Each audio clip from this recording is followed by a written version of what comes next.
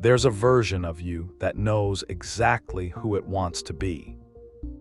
Focused, clear, grounded, the kind of person who follows through, the kind of person who doesn't let another week disappear into the same habits, the same half-starts, the same quiet regret. You've seen that version of yourself, not in a fantasy, but in a real moment. A morning when everything felt possible, a conversation where you were completely yourself, a decision you made once with no hesitation that felt like the truest thing you'd ever done.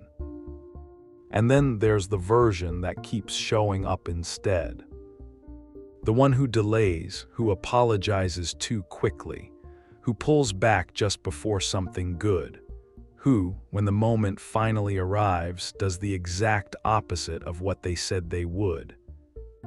And you've probably looked at the distance between those two versions and called it weakness, laziness, self-sabotage, maybe even, on the harder days, something closer to self-hatred. But what if it isn't hatred at all?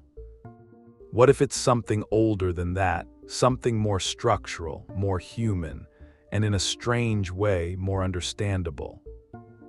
What if the war inside you isn't you against yourself, but two very real parts of you that have never been properly introduced? There was someone, call them the worker, who had a goal they'd been carrying around for years. It wasn't vague, it had shape and weight and color. They could describe it in detail if you asked. They'd told a few people about it, carefully, over dinner or during long drives, and those people had said, yes, that sounds like exactly the right thing for you. And they believed it too. So they made plans, set timelines, rearranged their schedule, told themselves that this time would be different, and for a few days, sometimes even a week, it was. The momentum felt real. The early steps felt good, clean, intentional. And then slowly, something happened. Not a catastrophe, not even a setback really, just a kind of internal friction, a pull in the opposite direction, a voice not loud, not dramatic, that started asking quiet, difficult questions. Is this really you? What happens if you fail at the thing you care most about? What if people see you trying and you come up short? Isn't it safer to stay where you are, where at least you know the shape of things? And the worker would slow down, then stop. Then, without quite deciding to, begin dismantling what they'd built. Not in one moment, but gradually, gently, the way you let a candle burn itself out rather than choosing to blow it. And afterward, they would look at what they hadn't done and think, I don't understand myself.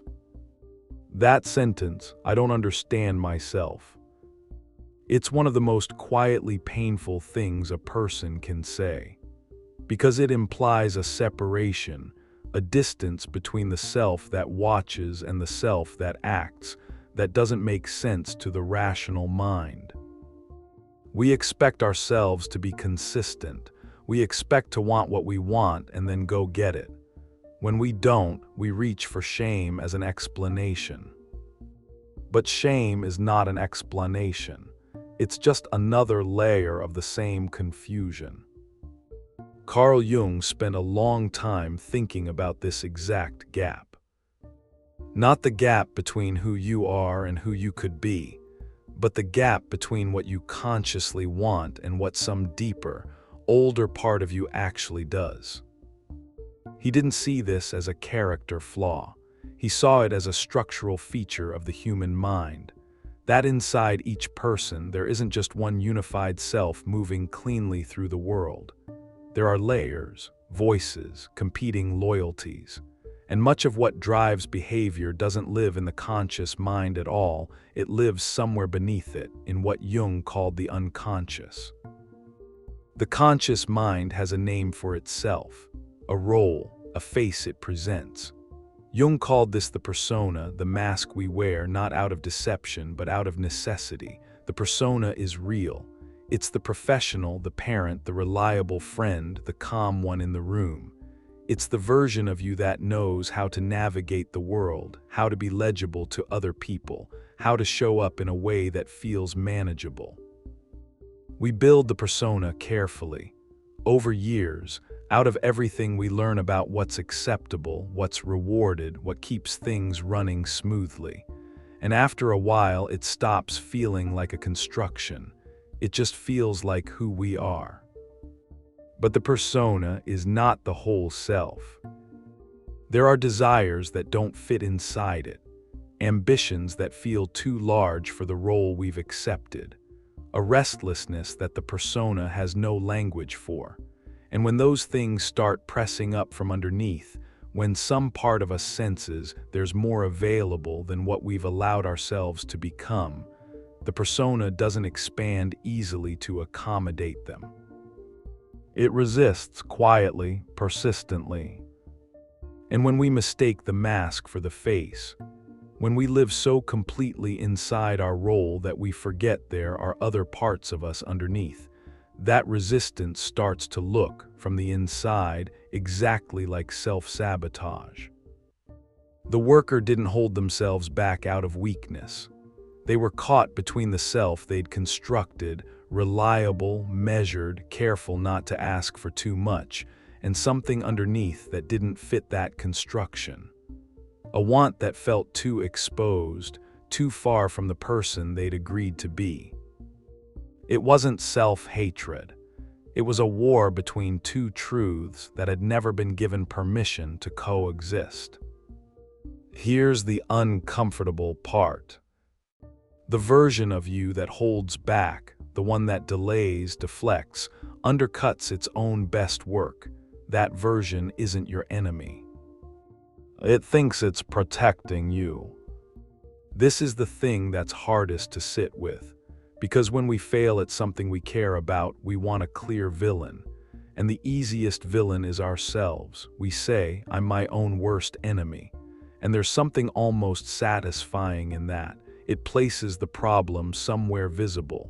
It explains the pattern. It gives the confusion a home.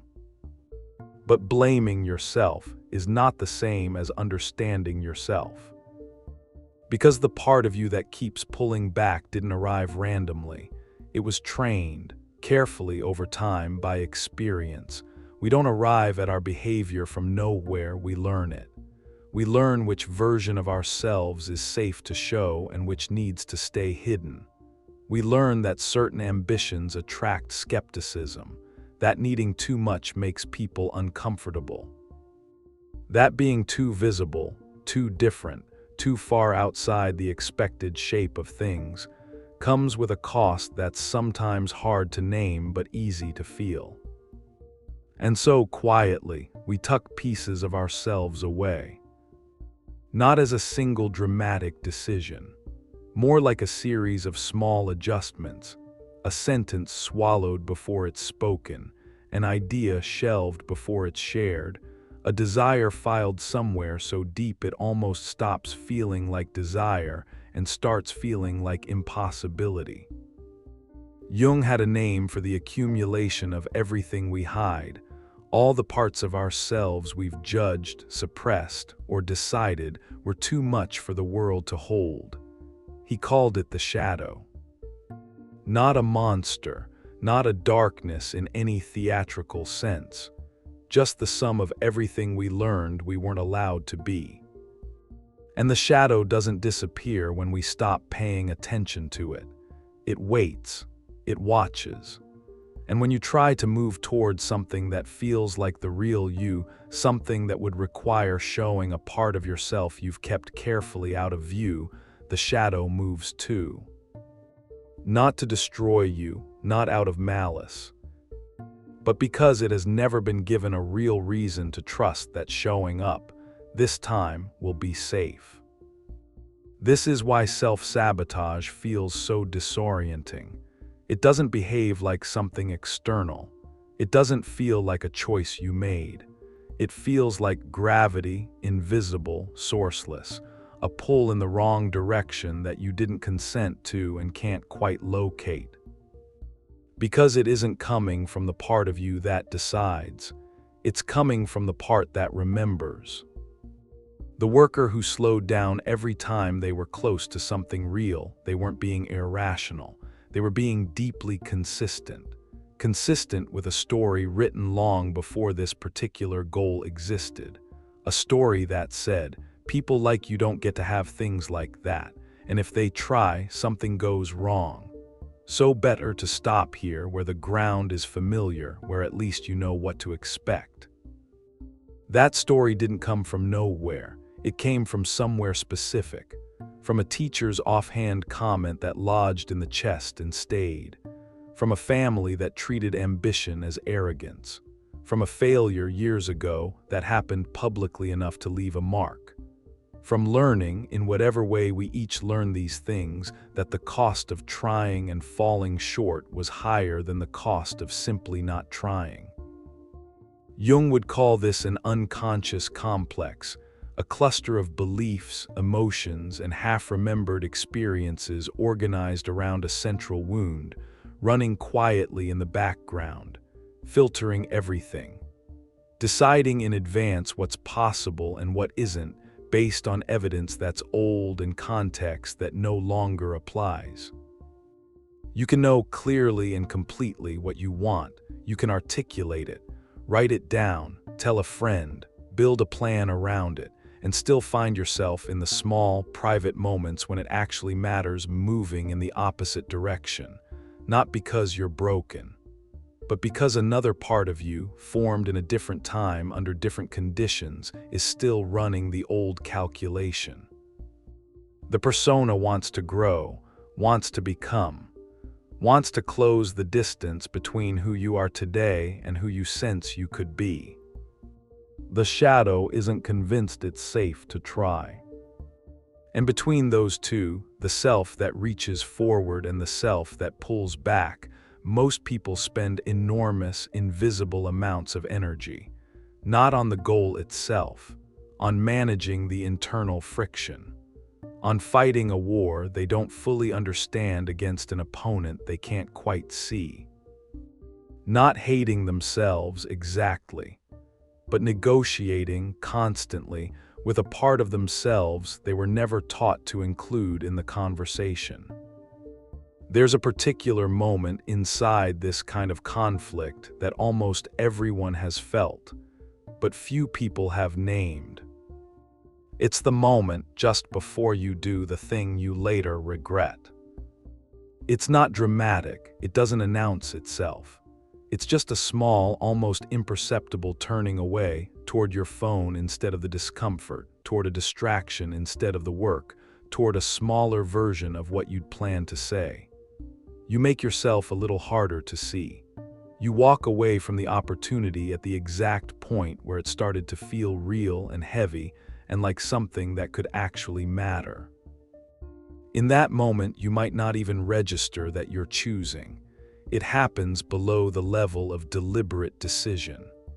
It happens the way old habits happen, automatic, unremarkable, woven into the texture of how you move through your own life.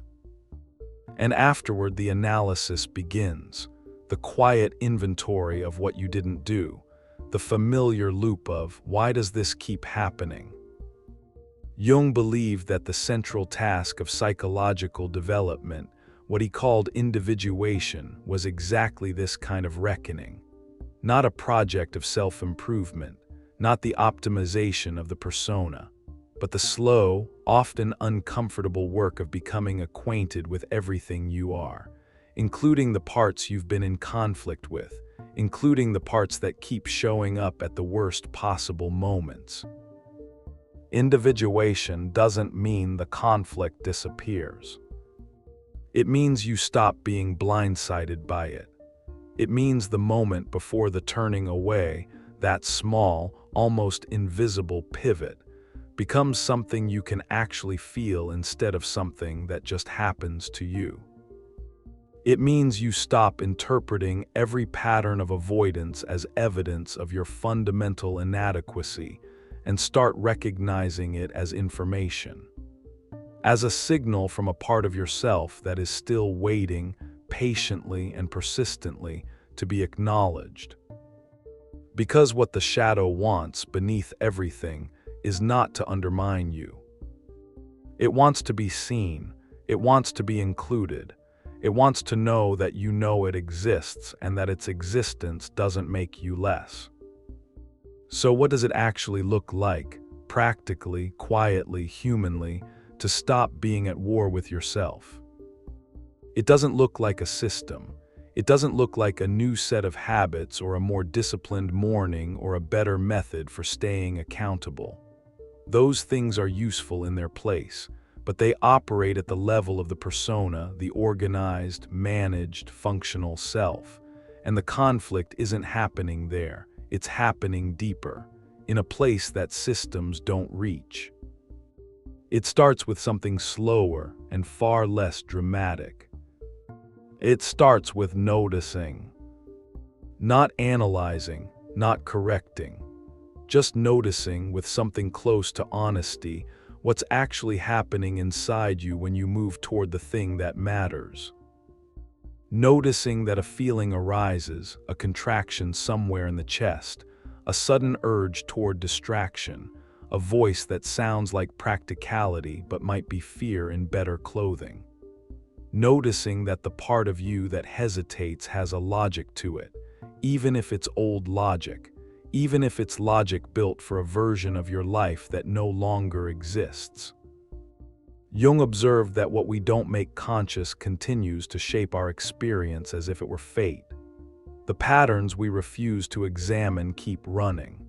The conflicts we refuse to acknowledge keep expressing themselves as procrastination, as a life that stays just slightly smaller than it could be, as the strange exhaustion of fighting something you can't name. But when we begin to see, not to fix, not to judge, just to honestly recognize, something shifts. Slowly, incompletely, but something. The worker eventually stopped asking the same question over and over, stopped asking why they couldn't follow through, and started asking something different. What am I actually afraid of here?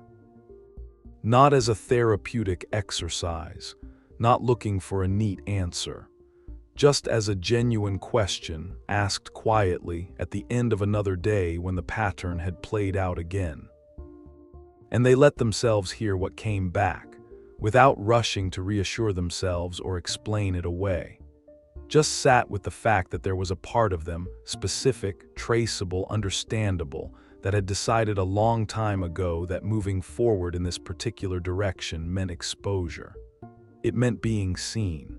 It meant the possibility of trying at the thing they cared most about and still coming up short in front of people in a way they couldn't take back. That part wasn't irrational. It had learned something true in an earlier version of their life. It had just never been told that the situation had changed, that the stakes were different now. That the person standing here today had more capacity to hold the outcome, whatever the outcome was, than the person who first learned to be afraid. Knowing that didn't dissolve the fear. But it stopped the self-condemnation, because it replaced a verdict with something more honest, a recognition. Not I am broken, but there is something here I haven't yet let myself fully see. That is the movement Jung points toward, not resolution, not the elimination of the difficult parts, not a final piece between the persona and the shadow, just a slow, honest expansion of what you're willing to know about yourself. A willingness to include more of the truth in the picture. The self in Jung's understanding is not the polished version. It is not the persona alone. The self is the whole, everything you've shown and everything you've hidden, held together not in perfect harmony but in an honest, ongoing relationship.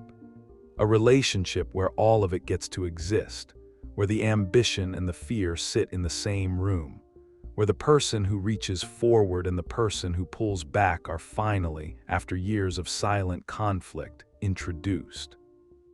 That introduction doesn't happen all at once. It doesn't happen cleanly. And it doesn't feel like a breakthrough most of the time. It feels like a quiet moment of recognition, a pause, a slight shift in how you hold the pattern, less like evidence of failure, more like evidence of depth. There is a difference between a person who is at war with themselves and a person who is in conversation with themselves. The war is exhausting. The conversation is difficult, but the conversation at least moves. And from that place, however slowly, something new becomes possible. You don't hate yourself. You are two people who have never properly spoken. One of them knows where they're going. One of them isn't sure it's safe to arrive. The war between them isn't a sign of brokenness. It's a sign of depth. A sign that there is more of you than the version you've agreed to present to the world. Carl Jung believed the most important journey a person could take was inward, not to fix what's broken, but to meet what's been forgotten. What you've been calling self-sabotage might be the oldest part of you, asking to finally be included in the conversation. This is what the space between who you are and who you want to be is actually made of. Not failure, not weakness, not some fundamental flaw in the architecture of who you are. Just the gap between what's been lived and what hasn't yet been met. Between the self you built to survive and the self that's still waiting patiently, without urgency, to be known. You don't have to cross that gap in a single movement. You don't have to have it figured out. You just have to stop pretending the gap isn't there. Because the moment you stop pretending, the moment you look at it directly and say, "Yes, this is part of me too," something in the war begins to quiet. Not because you've won, but because you've finally shown up to the conversation.